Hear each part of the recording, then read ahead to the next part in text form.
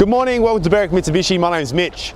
Today I'm going to do a walk around video on this 2015 Mazda CX-5 GT Grand Touring Edition, all-wheel drive petrol, 2.5 litre model.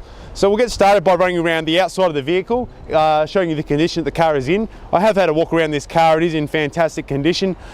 Being that this is the Series 2 model, it is very similar to the older generation or the older Series 1, just a slightly different front grille, front parking sensors, LED daytime driving lights, and also your front fog light down in the lower section of the front bumper.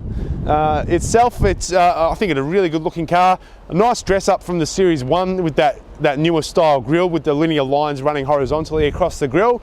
The older generation did have like a honeycomb style grille. This just makes it a little bit more futuristic, a little bit more luxurious. We'll walk around to the front driver's side wheel.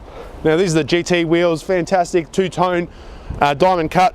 So you've got the steel finish on the outside of the lip and running down onto the spoke with the grey finish on the inside there.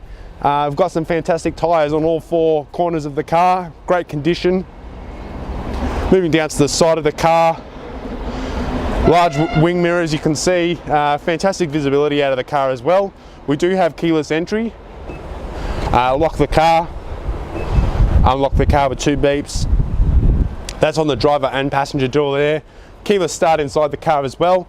We'll stop off at our driver's side rear wheel now. Again, fantastic quality there. Can't see any minor marks on that wheel at all. The tyre, again, heaps of tread there. Moving around to the back of the car, we can see we do have our badging, CX-5 all-wheel drive, Sky Active technology. We'll open the boot while we're at the back here. Can see we have got our reverse camera just above our number plate there. We have got our cargo blind, floor mats, full size, space saver. It is a temporary wheel, so there's a space saver spare with our tow hook there as well. We have got a 12-volt socket just on the inside of the recess here, as well as some levers here to lower the rear seats from the back tailgate section here. We'll shut the boot, walk around to the passenger side. Again, fantastic quality. I haven't seen any issues or marks on the vehicle at all. We have got our fuel filler door. Remember, this is a petrol car. We'll take 91 octane. Again, another wheel, fantastic condition. Can still see the rubber studs on the outer side wall there. Again, there's one tiny little mark on there, just a little stone chip. Other than that, it's in really good condition. Down the passenger side, can't see any marks or scratches. It looks fantastic. Stopping off at our last wheel, fantastic condition again. Tyres brand new. Just a little bit of dust on there. But no, again, I can't fault this car. There is some minor hazing or a mark there on the headlight. What I'll do now is I'll open the bonnet, talk a bit about the engine, the performance, and about the safety of the CX-5 GT.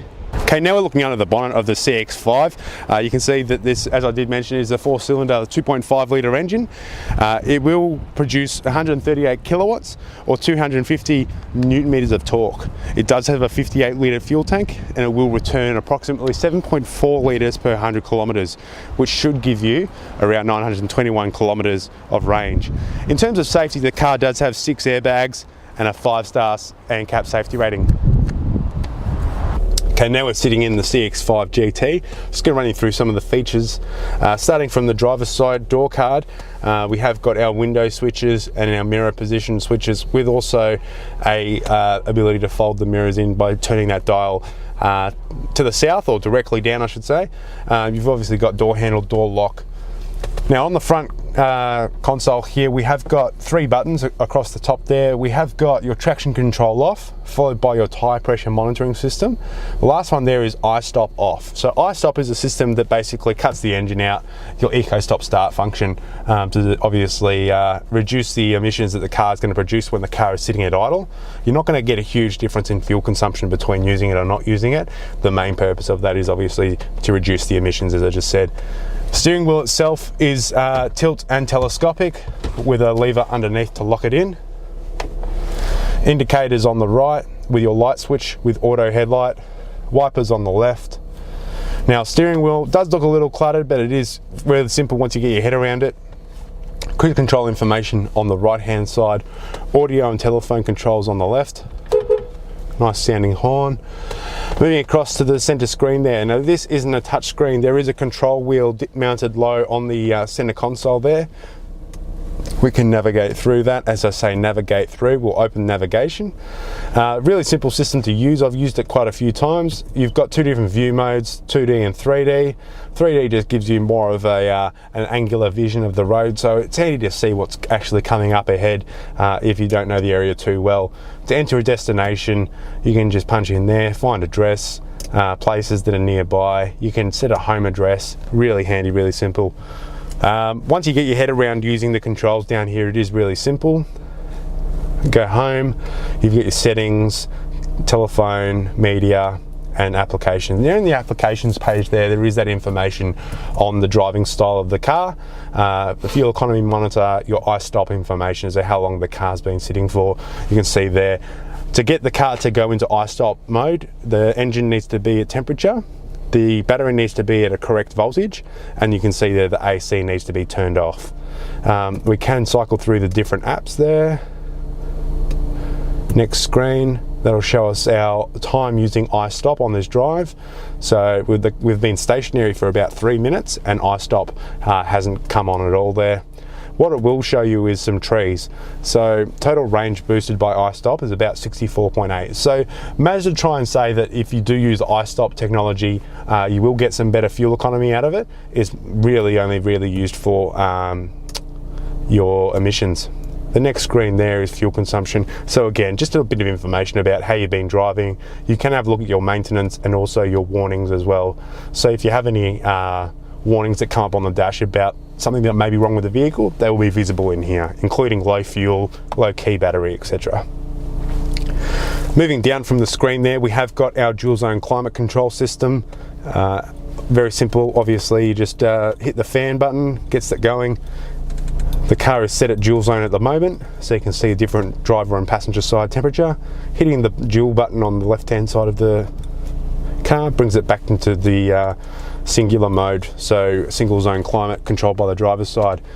Beneath that we do have our heated seats. 3 is the warmest, working down to off on both the driver and passenger side seats with our park assist. So that'll turn our park assist on or off depending on which gear we are in. As you select reverse, it's obviously on automatically. While we are in reverse gear, we'll have a look at our reverse camera there. Fantastic quality with front and rear parking sensors. You can see that guidance information on the top right hand corner there. As you get closer to an object or a wall, you will see some warning lines and an audible beep come across. Now if you want to turn that off, you just push the button there and you'll lose all park assist's audible and visual warnings. Moving back into park there. Beneath that we do have our 2 USB ports as well as a SD card slot. Now the SD card slot there is for your navigation. Behind that we do have obviously our gear selector. We do have a manual mode, so we move that gear selector down to drive and then we move it across to the right to the driver's side, and then we have access to our manual mode. Moving the gear selector back towards the back seat is to go up a gear and forward to go down a gear. Back across to drive, neutral, reverse, park. Next we do have a selector here to access our sport mode.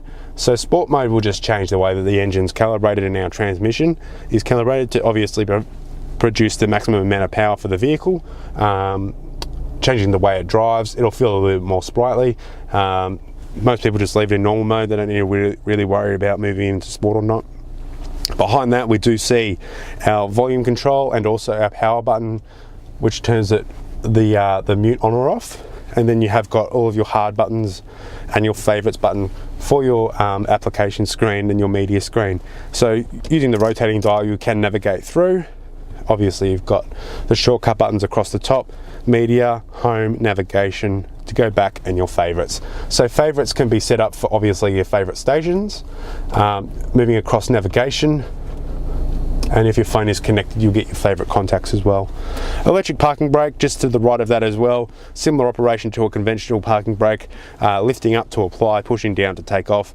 So the orange light there tells us that the parking brake brake is applied. Push that down, you'll hear a slight audible whining noise as the parking brake comes off. You will feel it through the brake pedal as well, same as applying it.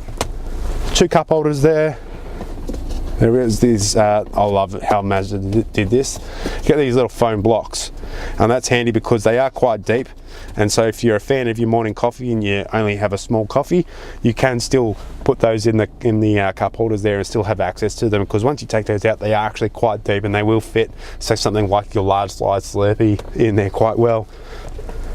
Into your center console there, we've got a little storage shelf, very deep little center console. Overall, the condition of this interior is fantastic. You have got the leather steering wheel, leather seats, the white headliner with a sunroof as well. So there is a manual slide for the blind there, which I will just pull closed. And obviously with most sunroofs, you do have a tilt and slide function there as well. We'll jump outside now and I'll just close off the video. Oh, sorry. Thanks for watching this walk around video of this Mazda CX-5 GT. If you have any further questions on the vehicle or would like to come down and have a look at the car in the flesh, please do. The number's 9907 0555 to give us a call. Now, the condition this car is in, it means that it does qualify for our premium mechanical protection plan. Now, that plan does mean that it will be covered mechanically for 5 years or up to 200,000 kilometres, and it will also give you 10 years of premium roadside assist, Australia-wide. That's fantastic value if you ask me. If you have any further questions on that, there is a link in the description below. Again, if you have any questions on the car, or please, you have to come see this car in the flesh, take it for a drive. The phone number here is 9907 0555. On behalf of the team here at Berwick Mitsubishi, my name's Mitch. Thanks for watching the video. Hopefully we'll hear from you soon.